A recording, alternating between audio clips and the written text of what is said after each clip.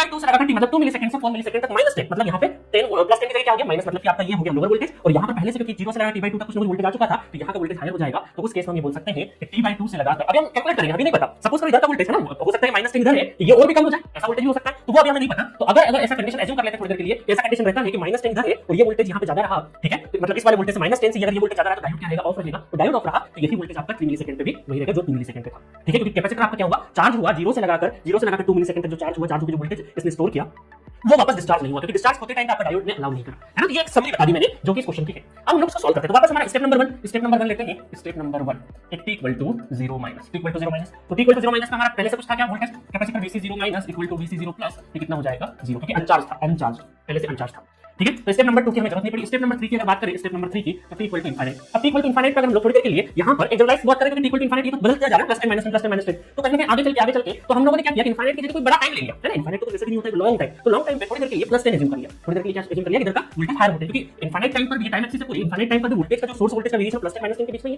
ठीक है। हम ये बोल सकते हैं कि अभी मैंने प्लस 10 अगर एज्यूम कर लिया है तो आपका जो वोल्टेज है ये क्या हो जाएगा, t = इनफिनिट पे ओपन सर्किट हो जाएगा, और ओपन सर्किट हो गया तो यहां पर कोई भी करंट नहीं जाएगा, तो Vc इनफिनिट हमारा क्या रहेगा, Vc इनफिनिट 10 वोल्ट हो जाएगा, ठीक है।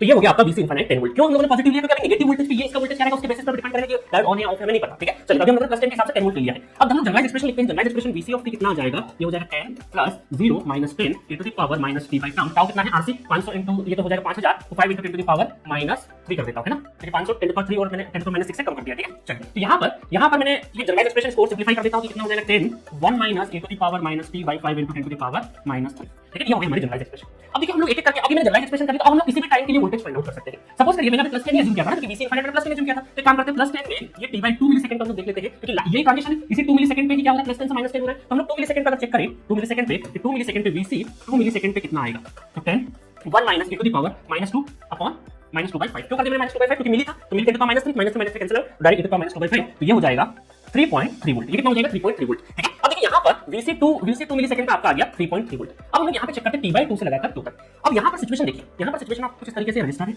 और ये डायोड है ना, जिसका हमें नहीं पता क्या हाल होगा, और 2 मिलीसेकंड जस्ट 2 मिलीसेकंड, क्योंकि 2 मिलीसेकंड में जस्ट बाद आपका क्या हो गया है माइनस वोल्टेज हो चुका है ना। ये कैपेसिटर, इस कैपेसिटर में कितना वोल्टेज स्टोर कर लिया है अभी तक, वो भी हम लोग लिख देते हैं यहाँ पे। ये हो गया आपका 3.3 वोल्ट प्लस 3.3 वोल्ट। अब देखिए अब क्या हुआ, प्लस 10 से माइनस 10 हो गया, ये जैसे माइनस 10 हुआ और ये, तो डायोड क्या रहेगा आपका, ऑफ रहेगा। कब तक ऑफ रहेगा, जब तक ये माइनस 10 इधर का जो आपका एनोड वोल्टेज है वो आपका क्या रहेगा, माइनस रहेगा, और कैथोड वोल्टेज बड़ा है, तो इसका मतलब t/2 से t तक आपका डायोड क्या है, ऑफ है। तो डायोड ऑफ है, इसका मतलब है कब तक ऑफ है डायोड, ये है t/2 से लगाकर t तक आपका क्या है, ऑफ है। और ऑफ है उस केस में आपका कैपेसिटर का वोल्टेज वही बना हुआ है, क्योंकि जब तक ये कैपेसिटर किसी रजिस्टर से कनेक्ट नहीं हो जाता तब तक ये डिस्चार्ज नहीं हो सकता, डिस्चार्ज नहीं हो सकता, तो इस बीच में भी यही वोल्टेज यहाँ पे बना हुआ रहेगा। और हमें पूछा कहां पे, 3 मिलीसेकंड, 3 मिलीसेकंड भी क्या है, इसी बीच में आ रहा है। इसका मतलब है यहाँ पर Vc 3 मिलीसेकंड पर भी कितना वोल्टेज रहेगा, 3.3 वोल्ट ही रहेगा।